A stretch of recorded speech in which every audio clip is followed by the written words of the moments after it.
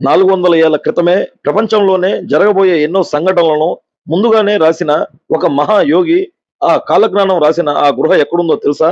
అదే కర్నూలు జిల్లా బలగానపల్లి సమీపంలోని రవ్వలకొండ. ఈ గృహలోనే శ్రీ పోతులూరి వీరబ్రహ్మేంద్ర స్వామి కాలజ్ఞానాన్ని తాళపత్రాలపై రచించారని భక్తుల విశ్వాసం అండి. ఈ కొండలో దాగి ఉన్న రహస్యాలు ఏమిటి, అంతేకాకుండా ఈ గృహ ప్రత్యేకత ఏంటి, ఇప్పుడు ఈ పూర్తి వివరాలు ఈ వీడియోలో తెలుసుకుందాం ఫ్రెండ్స్. హాయ్, హలో, నమస్తే ఫ్రెండ్స్. ఈ రవ్వలకొండ అసలు ఎక్కడుందని విషయానికి వస్తే, రవ్వలకొండ ఆంధ్రప్రదేశ్ లోని నంద్యాల జిల్లాలో, అంటే పూర్వ కర్నూలు జిల్లా బలగానపల్లెకు సుమారు 4 నుంచి 5 కిలోమీటర్ దూరంలో అయితే ఉందండి. యాగంటికి వెళ్లే మార్గంలో ఈ పవిత్ర క్షేత్రం అయితే ఉంటుంది. ప్రతి సంవత్సరం వేలాది మంది భక్తులు ఈ గృహను సందర్శించేందుకు వస్తుంటారండి. అంతేకాకుండా వీరబ్రహ్మేంద్ర స్వామి ఈ రవ్వలకొండ రాక విషయానికి వచ్చేసరికి, పోతులూరి వీరబ్రహ్మేంద్ర స్వామి కొంతకాలం ఈ ప్రాంతంలో తపస్సు చేసినట్లు, ఈ గృహలో నివసిస్తూ ధ్యానం చేసినట్లు స్థానిక సాంప్రదాయాలు చెప్తాయండి. ఆ సమయంలో ఆయన భవిష్యత్తులో జరిగే సంఘటనలను తాళపత్రాలపై కాలజ్ఞానం రూపంలో రచించారని భక్తులు విశ్వసిస్తారు. ఈ విశ్వాసం వల్లే రవ్వలకొండకు ప్రత్యేక ఆధ్యాత్మిక ప్రాముఖ్యత ఏర్పడింది. ఇక కాలజ్ఞానం విషయానికి వచ్చేసరికి, కాలజ్ఞానం అనేది కలియుగంలో జరగబోయే అనేక మార్పులు, ప్రకృతి విపక్తులు, సహజ పరిస్థితులు, ధర్మస్థితి వంటి విషయాలపై ఉన్న ప్రవచనాల సమాహారంగా భక్తులు భావిస్తారు. అయితే వీటిలో అనేక అంశాలు విశ్వాసపరమైనవే అని, చారిత్రకంగా అన్ని నిర్ధారించబడలేదని కొందరైతే చెప్తారండి. అంతేకాకుండా గరిమిరెడ్డి అచ్చమ్మ కథ విషయానికి వస్తే, గరిమిరెడ్డి అచ్చమ్మ అనే భక్తురాలు వీరబ్రహ్మేంద్ర స్వామికి ఆశ్రయం ఇచ్చినట్లు, ఆమె ఇంట్లోనే కొంతకాలం స్వామివారు నివసించినట్లుగా స్థానికంగా ప్రచారంలో అయితే ఉందండి. ఆమె భక్తిని మెచ్చుకున్న స్వామివారు అనేక ఆధ్యాత్మికత బోధనలు చేసినట్లుగా చెప్తారండి. ఫ్రెండ్స్, అదే విధంగా మనం ఈ రవ్వలకొండ క్షేత్రానికి ఎంటర్ అవ్వగానే మనకి గోశాల అయితే వస్తుందండి. గోమాతను హిందూ సాంప్రదాయాల్లో అత్యంత పవిత్రంగా భావిస్తారు. అందుకే ఇక్కడ గోసేవకు ప్రత్యేక ప్రాధాన్యం అయితే ఇస్తారండి. గోశాల పక్కనే చిన్న చిన్న దేవాలయాలు కూడా మనకి కనిపిస్తాయండి. ఈ గుళ్ళల్లో సాధారణంగా గణపతి, నాగదేవతలు, నవగ్రహాలు, నంది, ఆంజనేయ స్వామి వంటి ఉపదేవతలు ప్రతిష్ఠించి భక్తులు దర్శనం చేసుకునేలా ఏర్పాటైతే చేశారు. ప్రధాన గృహల్లో వెళ్లే ముందర ఈ ఉపదేవతలను దర్శించుకొని వారి ఆశీర్వాదం తీసుకొని తర్వాత వీరబ్రహ్మేంద్ర స్వామి వారి గృహలోకి వెళ్ళడం అయితే ఇక్కడి సాంప్రదాయంగా భావిస్తారండి. ఈ చిన్న ఆలయాలు పరిమాణంలో చిన్నవైన భక్తుల విశ్వాసంలో మాత్రం ఎంతో గొప్ప స్థానాన్ని సంపాదించుకున్నాయి. అందుకే ఇక్కడి వచ్చే భక్తులు, ప్రతి ఒక్క భక్తులు కూడా ముందుగా ఈ దేవతలను సందర్శించి ఆ తరువాత రవ్వలకొండ గృహలోకి అడుగు పెడతారండి. ఫ్రెండ్స్, ఇప్పుడు మనం శ్రీ పోతులూరి వీరబ్రహ్మేంద్ర స్వామి వారి పవిత్ర గృహలోకి ప్రవేశిస్తున్నామండి. ఈ గృహలోకి అడుగు పెట్టగానే పూర్తిగా వంగి నడవాల్సి వస్తుంది. ఒకేసారి ఇద్దరు వెళ్ళడం కూడా కష్టమేనండి. ఈ ఇరుకైన మార్గంలో నడుస్తుంటే నిజంగానే ఒక ప్రత్యేకమైన ఆధ్యాత్మికత అనుభూతి అయితే కలుగుతుంది.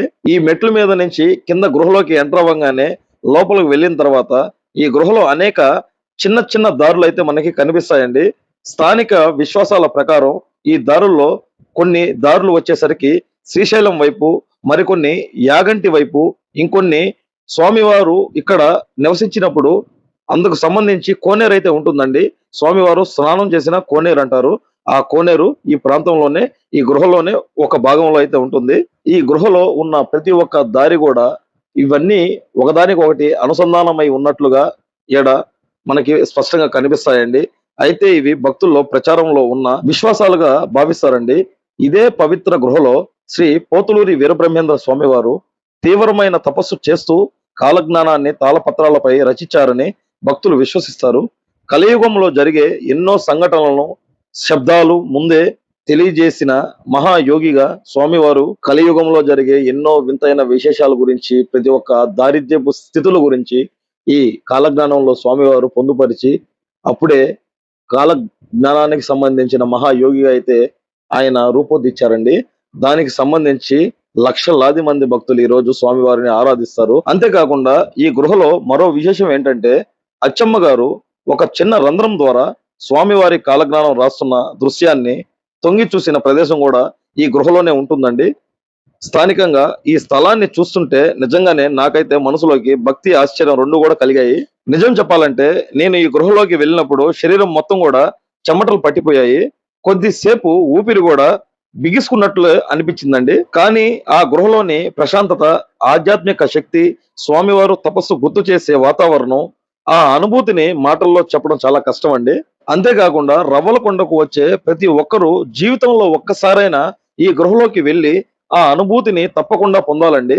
ముఖ్యంగా నేటి తరానికి శ్రీ పోతులూరి వీరబ్రహ్మేంద్ర స్వామి వారి కాలజ్ఞానం, వారి ఆధ్యాత్మిక జీవితం, వారు ఇచ్చిన సందేశం గురించి తెలుసుకోవడానికి ఈ క్షేత్రం ఎంతో మహిమగల గొప్పదండి. ఫ్రెండ్స్, ఈ రవ్వలకొండ క్షేత్రం దర్శన టైమింగ్స్ విషయానికి వస్తే ఉదయం 6 నుంచి మధ్యాహ్నం 12:30 వరకు అయితే ఉంటుందండి.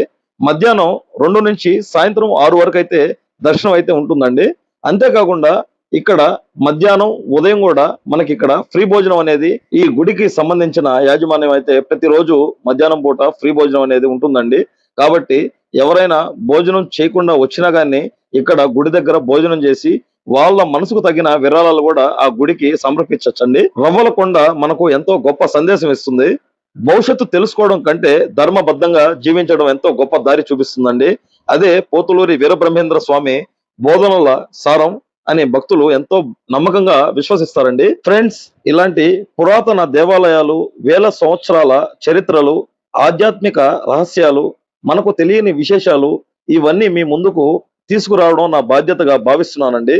ఎంత దూరమైనా, ఎన్ని ఇబ్బందులు వచ్చినా మీకోసం నేను అక్కడికి వెళ్లి పూర్తి వివరాలతో వీడియో అయితే తీసుకొస్తాను. ఎందుకంటే మన భారతదేశంలోని ప్రతి పవిత్ర క్షేత్రం గురించి ప్రతి ఒక్కరికి తెలియాలనే నా ఉద్దేశం అండి. మీరు తర్వాత ఏ దేవాలయం, ఏ చరిత్ర ప్రదేశం చూడాలనుకుంటున్నారో కామెంట్ లో తప్పకుండా తెలియజేయండి. మీ ఒక్క కామెంట్ నా తరువాతి ప్రయాణానికి ఒక మార్గం అవుతుంది. మీ సపోర్ట్ ఎల్లప్పుడూ ఇలాగే ఉండాలి. ఈ వీడియో నచ్చితే ఒక లైక్ అయితే చేయండి. మీ కుటుంబ సభ్యులతో, స్నేహితులతో షేర్ చేయండి. ఇంకా మన ఛానల్ సబ్స్క్రైబ్ చేయకపోతే ప్లీజ్ సబ్స్క్రైబ్. బై బై, జై హింద్.